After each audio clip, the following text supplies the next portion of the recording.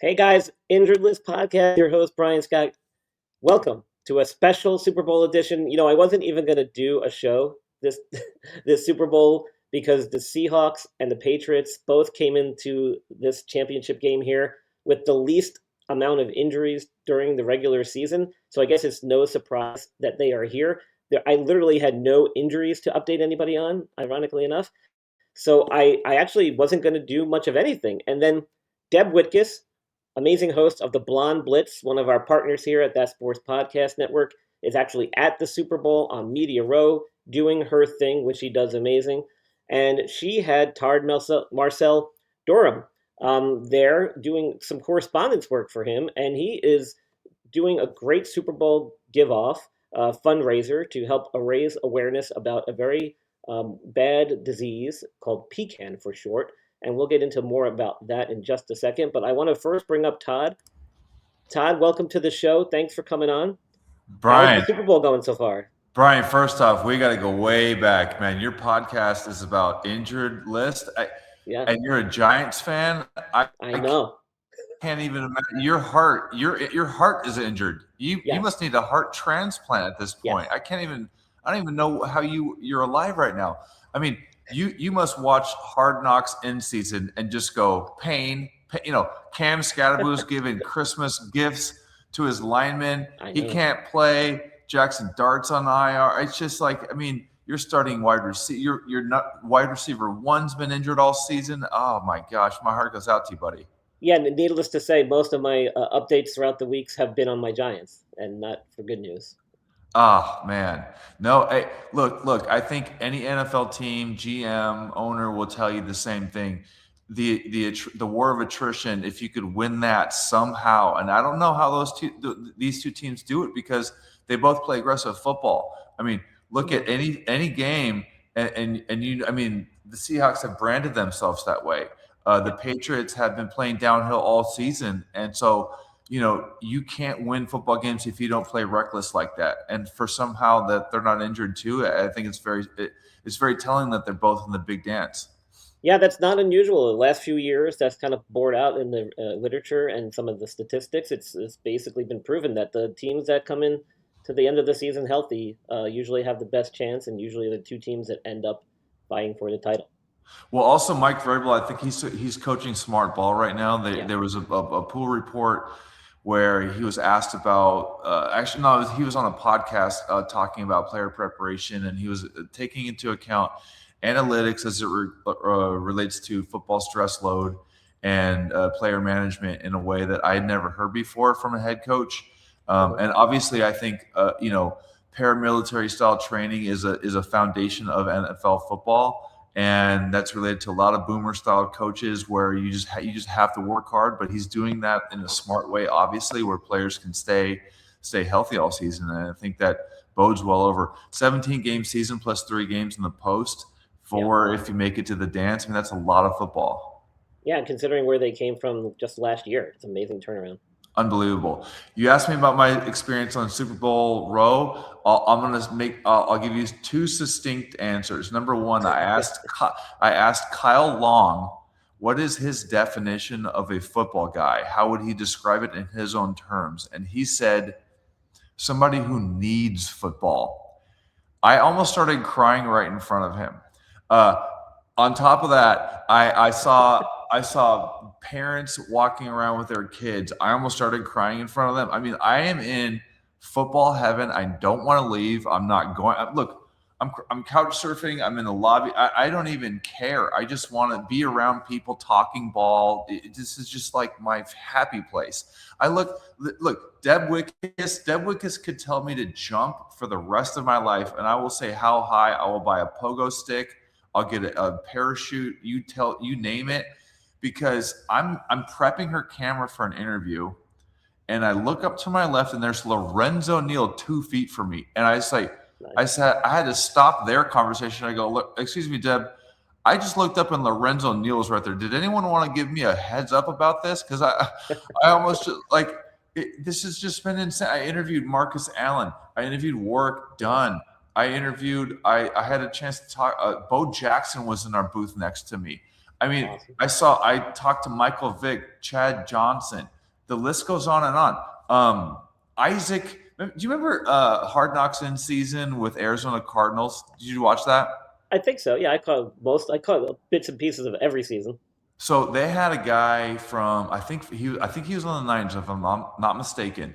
Niners flew down to play Arizona Cardinals in Mexico. This guy's from Mexico. Okay, he played in the league for a couple years. This guy's a dog. Started with the Cowboys, went to the Niners. And I'm such a fan of Hard Knocks. I see this guy on media doing the press junket with the players.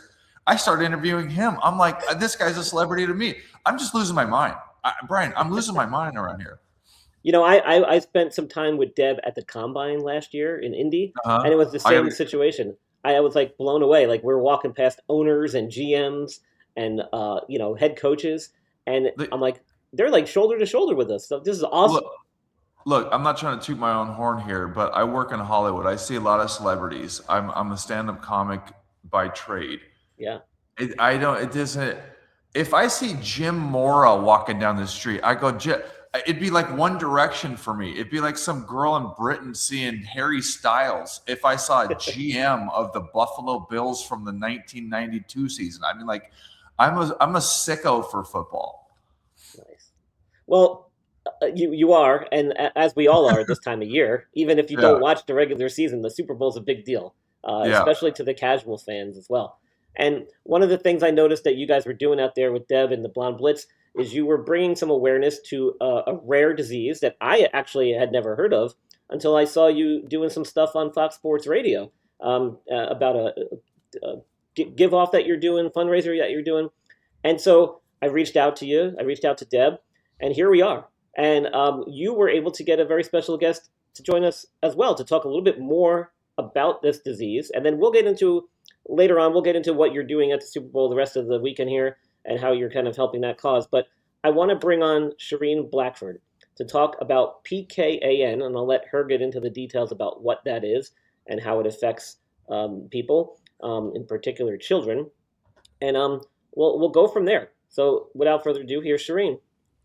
Hi, everyone. Thanks for having me. Shireen, so honored to have you here. I know it was kind of a last minute thing. We kind of threw all this together, so I appreciate you taking the time.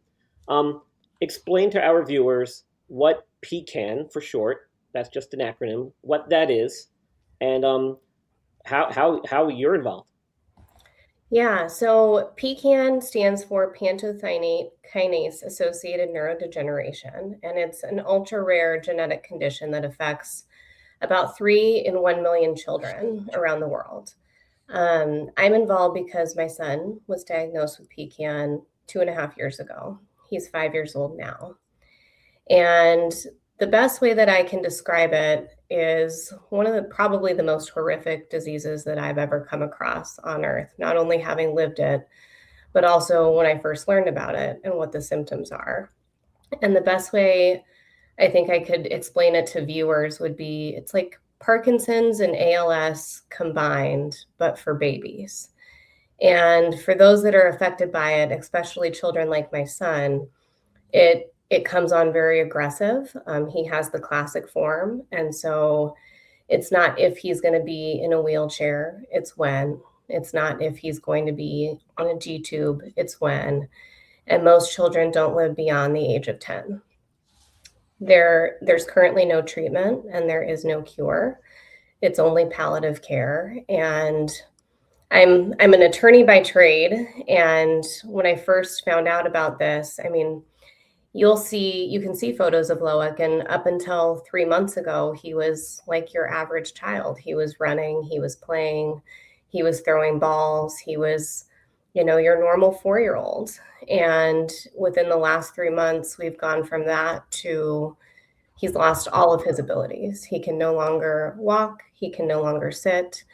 We placed a G-tube 3 weeks ago, and we're now in Boston undergoing a major brain surgery to try and help with some of the symptoms. And so it's very aggressive, it's very debilitating, it's very heartbreaking. As a mother of a 5-year-old, he doesn't understand what's happening to his body. I don't understand as a parent.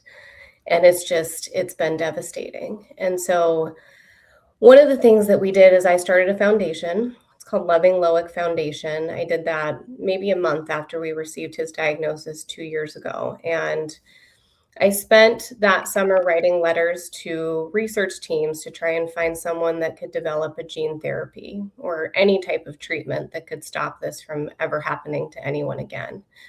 And one of the institutions that was responded was UMass Chan Medical School here in Boston, Massachusetts.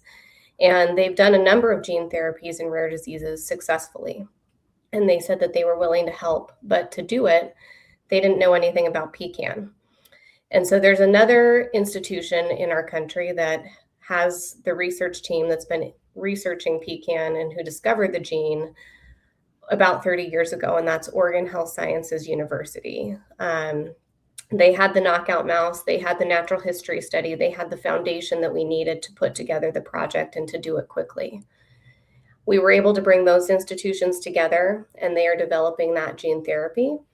We have to raise $5 million in order to put it into a human clinical trial, and we've raised now just over 2.5 of that 5 million. We need to raise the rest this year. We just started the production of the vector here in Boston, and so that will get going. But in order to keep it on track, we need to raise the rest of the money.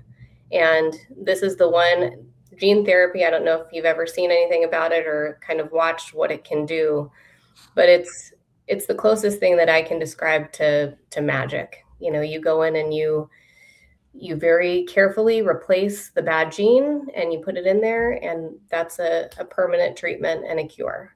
And this could save all of these kids' lives. It could end this suffering, and it can also be the foundation for other rare diseases that are looking to find similar solutions. If we can do it effectively, you can use ours as a model, and hopefully we can make it easier and faster and better for all of the rare diseases that also need a solution like this. Are there any other parts of the world or any other areas where this is currently being studied or researched, where it's gene therapy treatments? There's a lot of other groups throughout the world that have researched PKAN or NBIA disorders. NBIA stands for brain iron accumulation, neurobrain iron accumulation. And so PKAN is a subsidiary of those types of disorders where the metabolic dysfunction in the body is causing iron to build up in the brain that then translates to these movement disorders. So there's groups in Spain, there's a group in the UK, there's a group in Germany, in Poland, in the Dominican Republic. All have been researching and trying to figure out what is the solution to this. No one has found it thus far. And I think the closest to another gene therapy that's being developed is in the UK potentially, but no one else is working on it. So this is the first of its kind.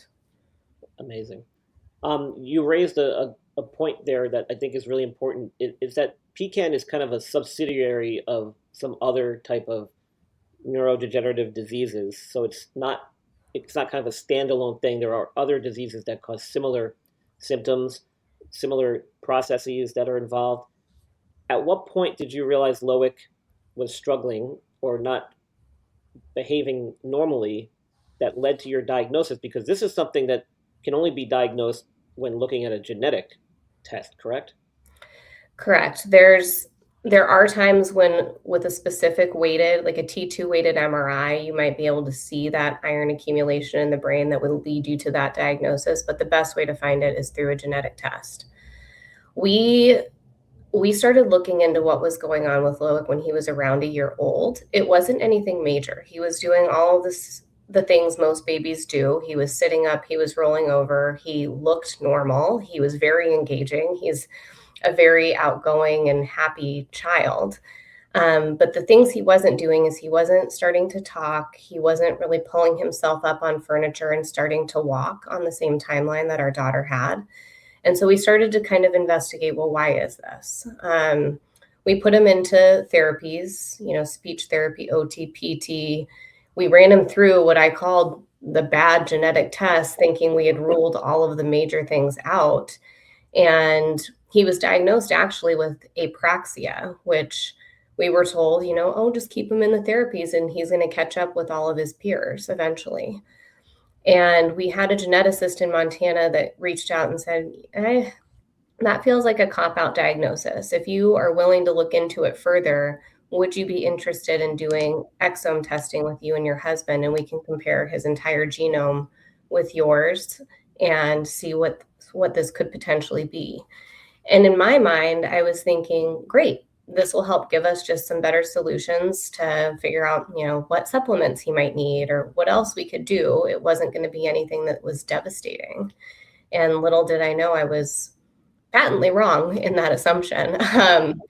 We got the genetic test back, and I mean, I think it was he's the only child in Montana. There's probably less than 100 kids in the United States that are currently affected by this disorder. And so even for our geneticist to have seen this, I mean, it was shocking and yeah, very surprising.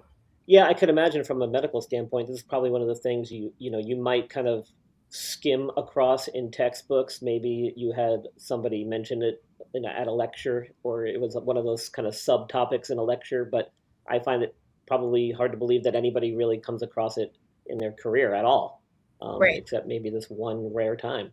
So that could be shocking for people like us in the medical field, where all of a sudden, you stumble across this process happening, and it, on the surface, it looks like something very basic, something very similar or common that we see all the time.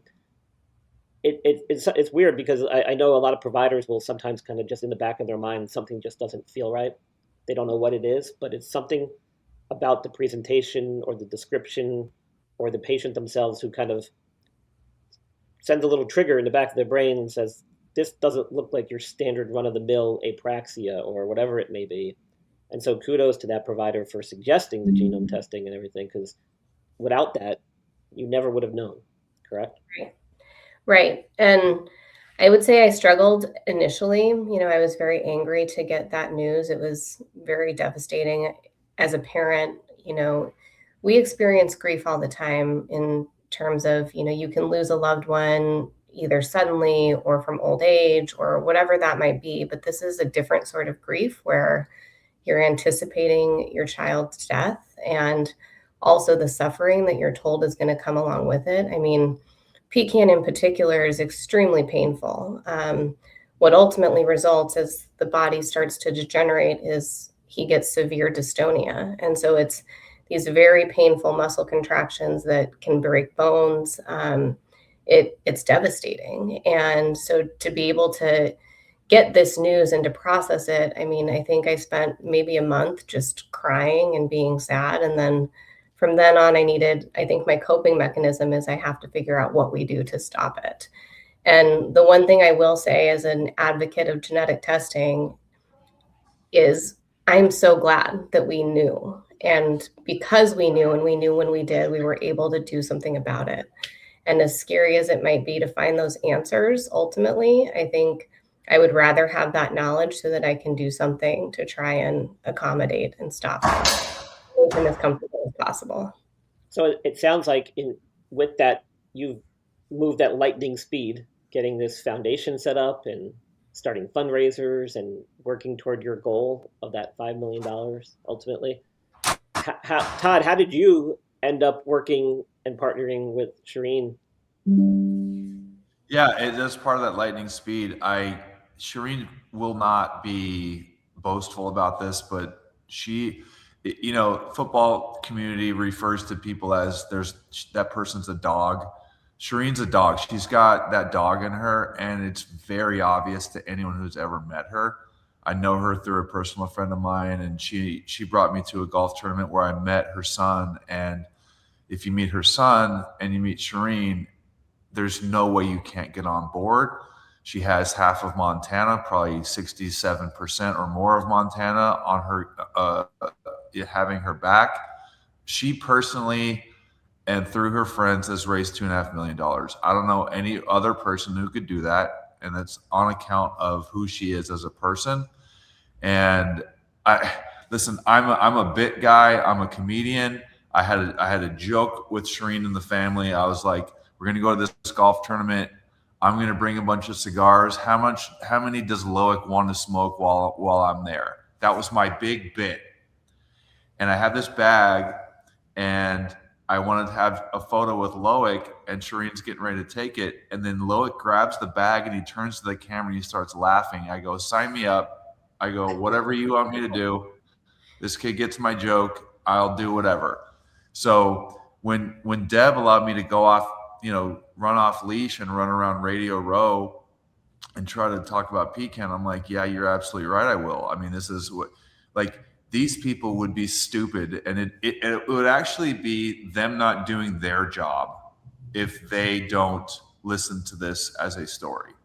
Because if the players on the Pats, if Jordan Mailata, if Fox Sports Net is willing to immediately take action and listen to us and make donations, then why would not Jim Rohn's podcast? Why would not Sirius XM? Why would they, this is not only just a developing story, but it's a fantastic story. You have UMass Chan Boston, the Patriots are playing. Then you have OHSU Hospital near Seattle, the Seahawks are playing. These fan bases coming together could eviscerate a donation goal in minutes if they got a hold of the information, in minutes. So yeah, when I heard that was amazing, actually, because I didn't realize that those two hospitals were involved, and I mean, it's like the stars are aligned. I agree. This weekend. I agree. I think I say fantastic story, very loosely, considering the devastation of the disease. I am thankful to know Loic. I've held him in my arms. I felt his muscles tension of just a regular afternoon. These kids are going through hell, and there's no reason why we can't hit the funding goal to fix that. And it's our responsibility to do it. This is not difficult to get your head around, as long as people hear the information. And kudos to you, Brian, because you heard it and you took action, and that's what we're looking for. And you're doing the thing, and we're grateful for it. It was a no-brainer to me. I mean, it's you don't often come across things like you said with the fact that those two hospitals are working side by side. You have two teams representing each of those cities right nearby in the biggest game of the year, the most media hyped event of the year. I mean, you got all these celebrities, athletes, people that are able to make a difference, all coming together in one area at one time. When I heard the PKAN story, I saw what you were doing with your correspondence there. I was like, this is awesome. Let me see if we can try and help out in any way we can, and albeit a little small way. But on behalf of Shireen, and I don't speak on her behalf, but I know the Blackford family and every PKAN warrior all over the world is waiting on what's going on with the Loving Loic Foundation, and this is another way to amplify their message. And I got to hear Shireen, on this podcast talk so expertly about this subject, and I'm glad she's talking about it, because I'd just be like, give us your money, people. I wouldn't really know how to, so thank you. No, yeah, well, I again, it's great to be able to bring a face to the disease, put a name on it, right, and see someone living with it in your son Loic. And I know he's going through some stuff right now. We're thinking about him, praying for him. Shireen, if people want to help out, and I'm going to have all this information in the show notes, where they can subscribe and follow and get all the information to reach out to you and the organization. But in raising awareness and in looking for help to try and meet your $5 million goal, I know Todd has been plugging the Super Bowl give-off. Once the Super Bowl's over, and even well beyond that, where can people go to help out? What can they do? Definitely. So we have a website. It's lovingloic.org, and you can go there. You can learn everything you want to learn about PKAN. You can donate, and you can reach me. My email's there, info@lovingloic.org. Right now for the Super Bowl, we are doing a fundraiser specifically where you can go and pick your team, donate for the Patriots, donate based on the Seahawks. But our goal is to raise, $5,000. I would love to blow past that goal very quickly. We did a similar fundraiser in Montana when Montana State played the University of Montana, which is a huge rivalry game in our state. And we blew way past that in raising nearly $20,000 just in a few days. And so you can give that way. You can also find us on social media. I do my best to try and post about Loic and what he's going through and updates as difficult as they are, just so that people can learn more about PKAN and why we need to stop it. Our handle's at Loving Loic, and so you can find us Instagram, TikTok, Facebook there as well. And I know the link for that, I think I have it here somewhere. If I can get it on. Yep, it's givebutter.com. So like give somebody a gift and butter like you put on toast, givebutter.com/big game for PKAN, PKAN. Yep, I got it scrolling across the bottom there, and like I said, I'll have all the links and stuff in the show notes. Sharina, in orthopedics, which is my world, we often see patients that come in with musculoskeletal problems related to a lot of these movement disorders, neurodegenerative diseases, and so I know what your son's going through. I feel for him.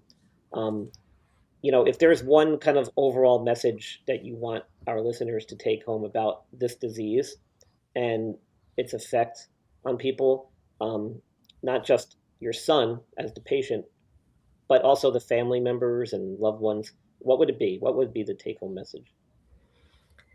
No one should ever have to go through this, especially an innocent child. I think I saw Eric Dane in the news the other day. He's going through ALS. If you watch just some of those things that those people go through and the loss of abilities, not only the loss of abilities, but while you're fully cognitive and your mind is intact, it's like being trapped in a prison, but in a very painful one. And no child deserves this. No family deserves to watch their child go through it. And we raise money all of the time. Think of the millions of dollars we raise just for politics alone. The fact that we can't get to the next 2.5 in, a few months, a few days, a year, we can do it. And I just wish that everyone would come together so that I can just be his mom. I want to just be his mom for a while. Yeah. And I know that there was something I wanted to say. So in orthopedics, we are always trying to brag about how we can fix this ligament, we can fix this bone, we can do this transplant or whatever, but we still can't kind of regrow cartilage. We still can't do a lot of things medically that we had hoped that we'd get to years ago. But with all this recent advancements in genetic therapy, genetic testing, genealogy, I feel like we're on the verge of curing a lot of these diseases much faster than we would ever be able to grow cartilage in a petri dish. So hopefully, with your work and your organization and your son behind it, we'll get even closer. And I feel like that's probably more likely to happen than anything else that's going to happen in my field. So I'm hopeful for that. And we just got to get past some of the bureaucracy and other things in the world that kind of slow things down. But like you said, it's a curable disease. No one should have to go through this. So hopefully, with your help, Todd, this weekend, and Shireen's organization, we can get ever so close with each passing day here. Amen. And once again, I'm just so thankful to Deb for inviting me to Media Row. I spoke to the governor of Massachusetts myself as in relation to being in that room. We had conversations with some very high profile people, folks that work for Robert Kraft. They got an email from me.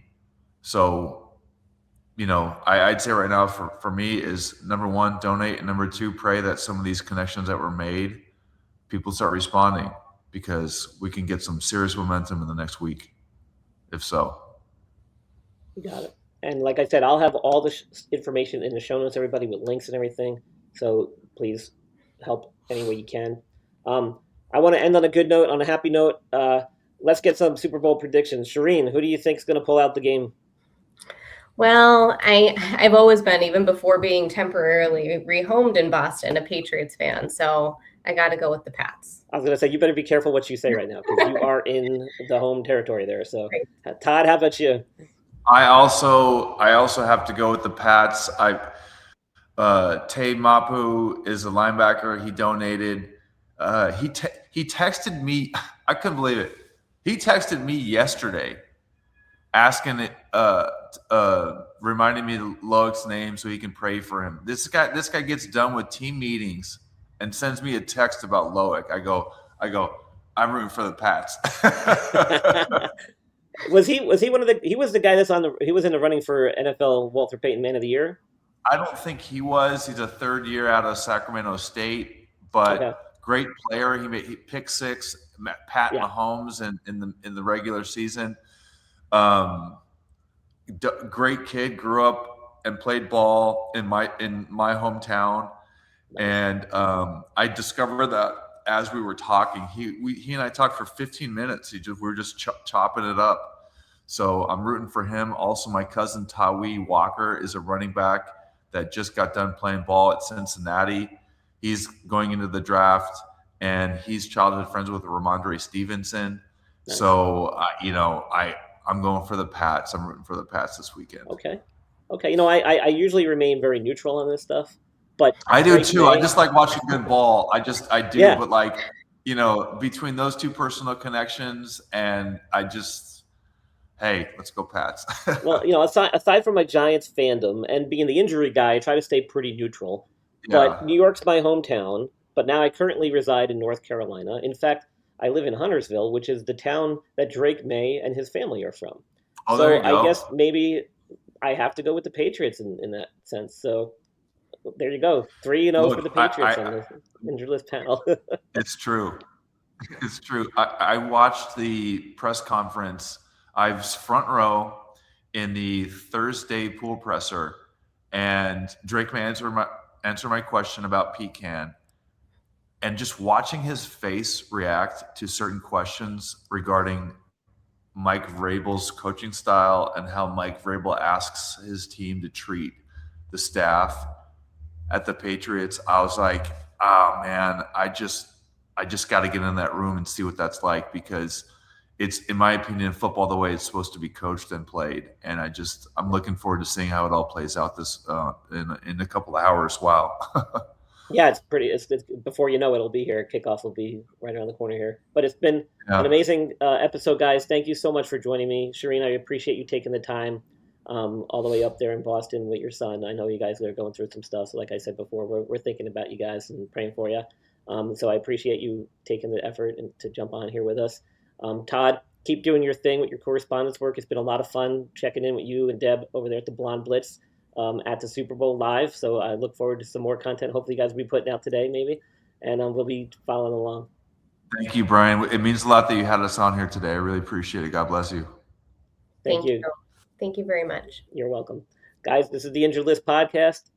Thank you for tuning in.